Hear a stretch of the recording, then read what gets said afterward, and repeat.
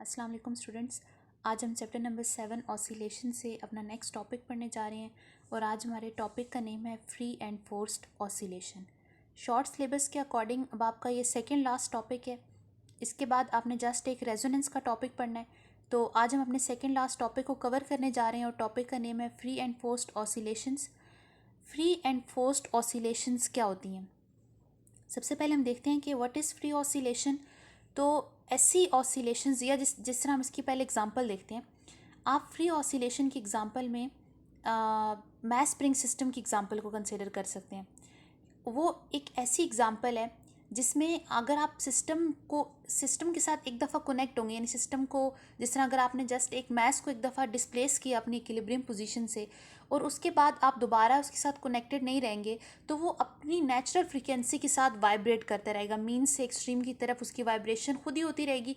तो ये आपकी फ्री ऑसिलेशन है जिसमें आपको सिस्टम के साथ सिर्फ एक दफ़ा इंटरेक्ट करना है और वो अपनी नेचुरल फ्रीक्वेंसी के साथ वाइब्रेट करेगा।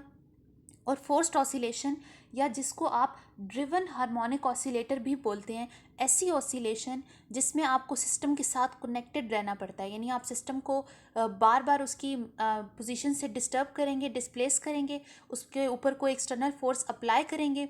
तो ऐसी ऑसिलेशंस, उसके नतीजे में जो ऑसिलेशंस प्रोड्यूस होती हैं उसको हम कहते हैं फोर्स्ड ऑसिलेशन। और फोर्स्ड ऑसिलेशन की आगे फर्दर आपने पढ़नी एग्जांपल हैं, रेजोनेंस है और इसके अलावा भी एग्जांपल्स हैं। तो फोर्स्ड ऑसिलेशन से ही आगे हमने रेजोनेंस को भी समझना है। तो फ्री एंड फोर्स्ड ऑसिलेशन के थोड़ी सी एग्जांपल्स के बाद हम लोग आगे चलते हैं इनकी डेफिनेशंस की तरफ।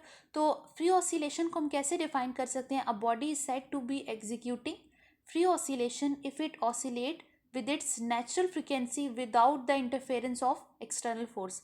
एक बॉडी कब फ्री ऑसिलेशन एग्जीक्यूट करती है? अगर वो बॉडी ऑसिलेट करे अपनी नेचुरल फ्रीक्वेंसी के साथ और उसके ऊपर कोई एक्सटर्नल फोर्स अप्लाई ना हो, तो ऐसी ऑसिलेशन को हम क्या बोलते हैं? Free oscillation. जिस तरह इसकी एक एग्जांपल आप देखें, सिंपल पेंडुलम की एग्जांपल। हम इससे बात करें नेचुरल फ्रीक्वेंसी की, तो नेचुरल फ्रीक्वेंसी क्या है कि अगर जिस तरह एक सिंपल पेंडुलम है, इसको फिक्स पोर्ट के साथ अगर आपने एक बॉब को मैस को अटैच किया हुआ है और वो वाइब्रेट कर रहा है फ्रीली, यानी आपने एक दफ़ा उसको अपनी मेन पोजीशन से डिस्प्लेस किया, उसके बाद वो फ्रीली वाइब्रेट करेगा और वो जो उसकी वाइब्रेशन होगी वो अपनी नेचुरल फ्रीक्वेंसी के साथ वाइब्रेट करेगा। और ये डिपेंड करेगा लेंथ ऑफ पेंडुलम के ऊपर, और ये हमेशा ऑसिलेट करेगा फ्रीली जब आप इसको डिस्प्लेस करवाएंगे अपनी मेन पोजीशन से। तो मैंने आपको एग्जांपल यहाँ पे एक और समझा दिया, एक दफ़ा पहले भी हमने पढ़ी एग्जांपल, वो जो पिछली स्लाइड में मैंने आपको समझाई है, और एक एग्जांपल आप सिंपल पेंडुलम की समझ सकते हैं। इसके अलावा अगर आप एक स्टोन को एक धागे के साथ, एक थ्रेड के साथ बांध के कहीं पे उसको फ्रीली ऑसिलेट करवाते हैं, एक फिक्स पोर्ट के साथ उसको अटैच करें और उसको फ्रीली ऑसिलेट करवाएं, तो जो उसकी ऑसिलेशंस होंगी, यानी एक बार उसको डिस्टर्ब करें अपनी मेन पोजीशन से, तो जो उसकी भी ऑसिलेशन होगी वो फ्री ऑसिलेशन होगी, यानी वो भी अपनी नेचुरल फ्रीक्वेंसी के साथ ऑसिलेट करेगा। तो ये आपकी फ्री ऑसिलेशन की डेफिनेशन और एग्जाम्पल थी। उसके बाद देखिए फोर्स्ड ऑसिलेशन क्या होती है।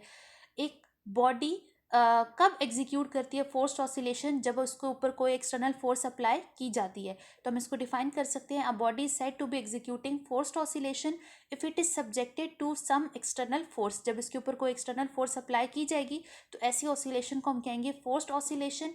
और ऐसे सिस्टम जो फोर्स्ड ऑसिलेशन को के अंडर होता है उसको हम कहते हैं हार्मोनिक ऑसिलेटर, या उसको हम ड्रिवन हार्मोनिक ऑसिलेटर भी कहते हैं। तो इसकी एग्जांपल देखें कि अगर एक बच्चा किसी स्विंग पे बैठा हुआ है, तो उस स्विंग को कॉन्स्टेंटली मूव करवाने के लिए बार बार उसको कांस्टेंट पुशेस अप्लाई करने पड़ेंगे। तो ये जो एडिशनल फोर्स उसके ऊपर अप्लाई करेगी इसको हम कहेंगे ड्राइविंग फोर्स या ड्रिवन फोर्स। तो उसको एक स्विंग को मूव करवाने के लिए बार बार उसको उसके ऊपर एक्सटर्नल फोर्स अप्लाई करनी पड़ेगी, तब ही वो स्विंग कॉन्स्टेंटली ऑसिलेट कर सकता है।